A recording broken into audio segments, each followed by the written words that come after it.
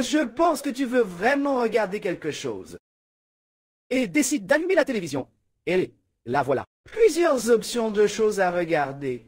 Mais vous décidez de regarder ça ici. Et aussi bizarre que cela puisse paraître, il s'agit d'un programme chrétien pour enfants datant des années 1980. Et bien qu'il s'agisse d'un programme pour enfants, il cachait un très sombre secret. Si tu deviens chrétien, va chez McDonald's chaque semaine et prépare-moi un hamburger. Nous était Joe Junction, et il s'appelait chaîne CTN, dédié au contenu. Christian et le programme ont fini par connaître un certain succès, et plusieurs familles ont commencé à le regarder, et cela a continué pendant plus de 20 longues années. Jusqu'à un samedi matin sans explication. Le programme s'est terminé sans aucune clôture et n'a plus jamais été diffusé.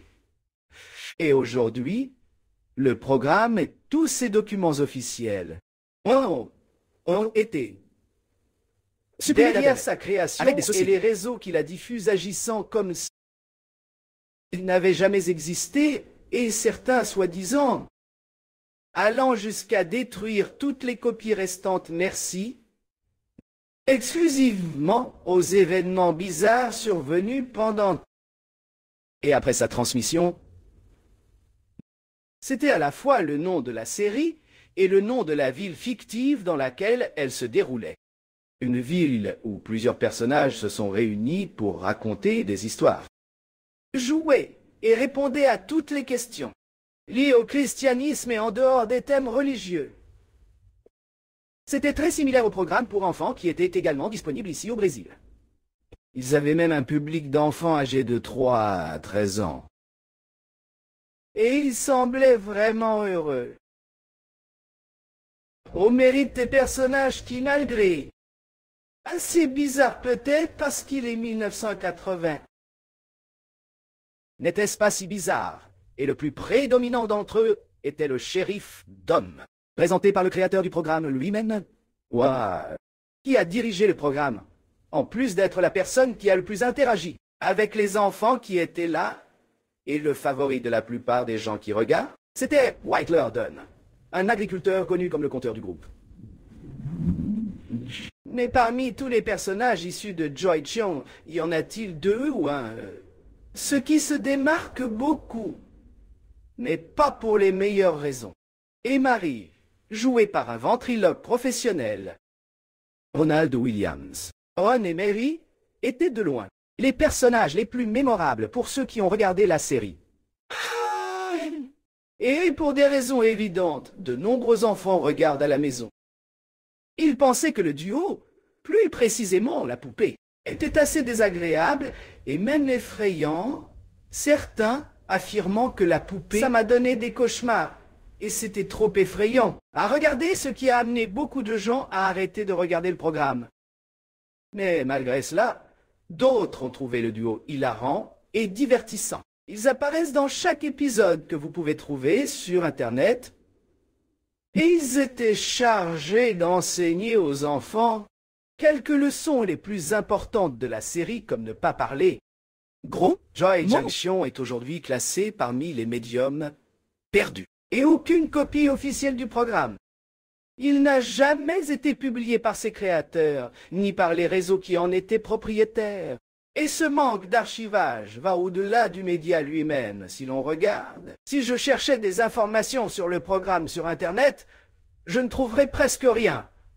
Il n'y avait pas de page Wikipédia, pas d'acteur, pas de deux producteurs ou réalisateurs, qui n'en a même pas parlé dans son parcours professionnel. Qui a participé à cela, il n'a pas de site officiel et pratiquement rien.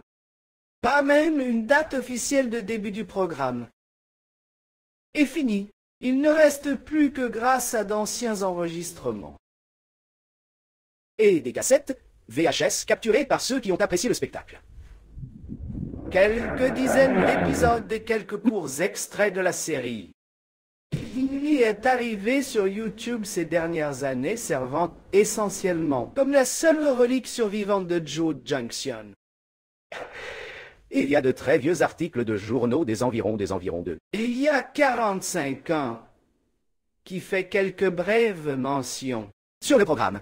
Et comme je l'ai dit, il semble que les personnes impliquées non seulement abandonné le programme, mais des rumeurs courent selon lesquelles CTN lui-même ordonné d'inciter et de détruire toutes les copies restantes, pour que le programme soit oublié à jamais.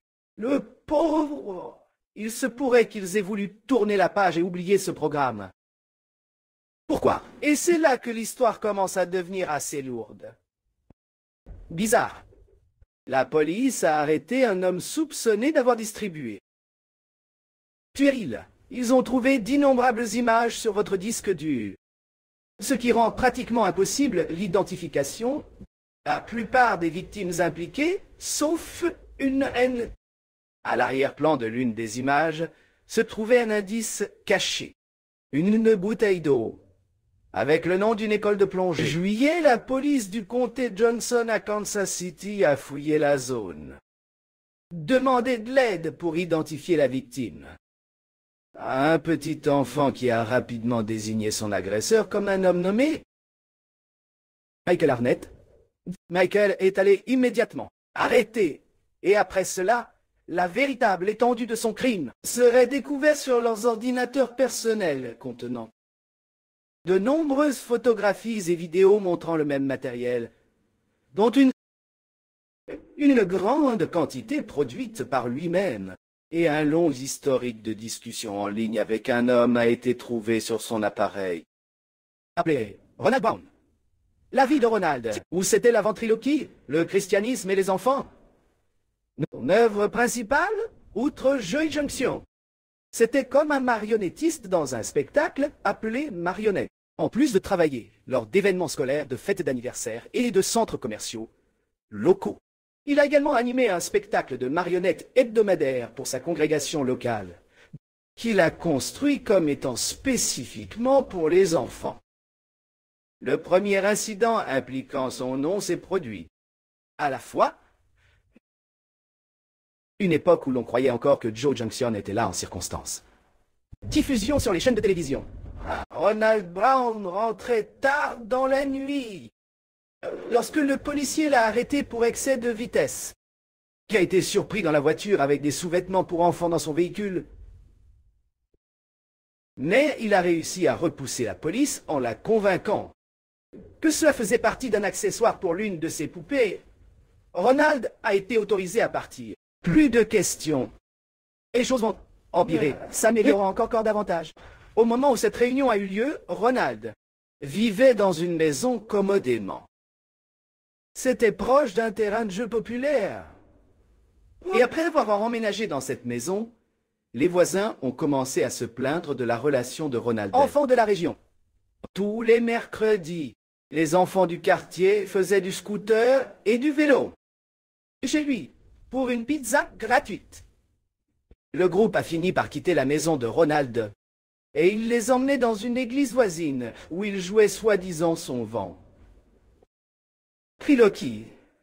Certains enfants se sont même faufilés pour rencontrer l'homme sans le lui dire. À tes parents. Et il y avait même d'autres délégations que Ronald lui-même avait caché ses vélos sous sa maison comme s'il essayait de pur. Essayant d'éviter les soupçons, et quand les voisins regardaient sous la maison, on déclarait avoir non seulement ses vélos, mais aussi des jouets, et plus utilisés qui y étaient cachés pour des raisons inconnues. Pour une raison ou une autre, il n'y a jamais eu d'allégation contre Ron et ses attitudes ont été ignorées, jusqu'à ce que la police retrouve ses conversations avec Michael. Et mais, croyez-moi, ces discussions ne sont pas ce que vous pensez. C'est encore pire. La conversation entre ces deux patients. Ils sont tellement bizarres et dégoûtants que je me sentais vraiment mal.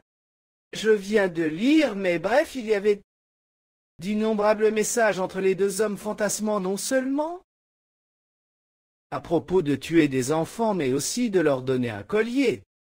Ronald parlait d'un enfant en particulier qu'il voulait cannibaliser dans son église en mentionnant qu'il serait la fête parfaite pour Pâques. Cela allait bien, au-delà de simples paroles, car Brown avait pris des photos de l'enfant de loin et était en train de formuler un qu'il projetait de la kidnapper. Il a même envoyé quelques photos là, avec quelques lignes noires sur l'enfant, montrant où il voulait se placer. Tout cela avec le soutien du patient de Michael qui prétendait avoir mangé plusieurs viandes d'enfant. Et ce n'était pas la fin des découvertes bizarres, au fur et à mesure que les choses se sont déroulées. Encore lorsqu'un enquêteur a recherché son nom d'utilisateur, et ce faisant, il a découvert un compte sur le site web appelé deadguys.net, qui était, et est toujours, un putain de forum pour partager des images de morts. Parmi ceux qui ont un fétiche pour chacun, Ronald a affirmé qu'il faisait partie de ces personnes, admettant qu'il adorait voir des garçons morts. Depuis que je suis jeune, après ces révélations, la maison de Ronald a été envahie, où la police a trouvé plus de 200 images sur l'ordinateur, sans parler des centaines d'autres montrant des enfants attachés, être maltraités. Et de plus, la police a également trouvé une poupée gonflable dans sa maison habillée, dans les vêtements des garçons et dans leur tiroir à chaussettes. Il y avait un autre disque dur avec des images de plusieurs enfants morts. Il y avait également des centaines d'images d'un garçon nommé Andrew, qui allait à l'église dans le groupe de jeunes et il était mort d'une tumeur au cerveau il y a quelques années. Et il y avait des photos qui montraient le lent déclin physique du garçon jusqu'à sa mort. Après avoir été arrêté, Ronald Brown a admis qu'il voulait vraiment s'en soucier, découvrir l'enfant qu'il observait ensemble dans son église. Avec bien d'autres au fil des années, après avoir dit cela, il a affirmé qu'il ne l'aurait jamais fait et les Michael ne faisaient qu'agir. Et cela fait l'objet d'un débat à ce jour, car il n'y a techniquement aucune preuve qu'un trompe.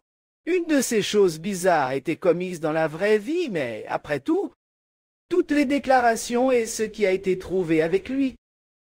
Évidemment, ce n'était qu'une question de temps, jusqu'à ce qu'il réalise enfin ses désirs. Le juge a décidé de lui infliger une peine de 20 ans en 2014 ans. Et cela s'est en quelque sorte transformé en une condamnation à perpétuité parce qu'il est décédé, vers 2020, bien avant la fin de sa peine. Et cette découverte a tout changé autour du programme tant apprécié des enfants. Et qu'il le veuille ou non, il a fini par ternir l'image du programme, et pour que ça n'empire pas, la chaîne a tenté de mettre un terme à tout ce qui concernait. Et il y a eu une dernière découverte faite par la police au domicile de Ronald. Lors de la perquisition à son domicile, la police a trouvé une collection de journaux que Ronald a écrits. Il parlait de manière obsessionnelle des garçons, soulignant son désir de savoir qu'est-ce que ça ferait de les tuer et d'y goûter. Et certaines pages de ce journal ont été écrites en 1978 avant même. Le programme Joy Junction commence, ce qui signifie que de nombreux enfants vus sur ces images étaient probablement les mêmes. Il n'est pas étonnant que toutes les personnes impliquées dans le programme, ils ont fini par couper complètement les ponts avec lui. Lors de la première découverte concernant Ronald, des centaines d'autres cas ont été découverts. Des conversations de Michael. Et l'un de ces hommes a été récemment surpris en train d'avoir construit un bunker entier, équipé d'outils de torture, en préparation de sa première victime qu'il prévoyait de partager avec Michael. Joy Junction avait pour objectif d'enseigner aux enfants seuls ce qui était bien et ce qui n'allait pas, mais apparemment, même Ronald ne le savait pas. Et c'était une autre vidéo ici sur Viroscopo. N'oubliez pas de vous abonner à la chaîne et laissez votre like pour que YouTube puisse envoyer cette vidéo à plus de personnes. Commentez ce que vous avez pensé de cette affaire. Et merci beaucoup d'avoir regardé cette vidéo. Jusqu'à la prochaine fois.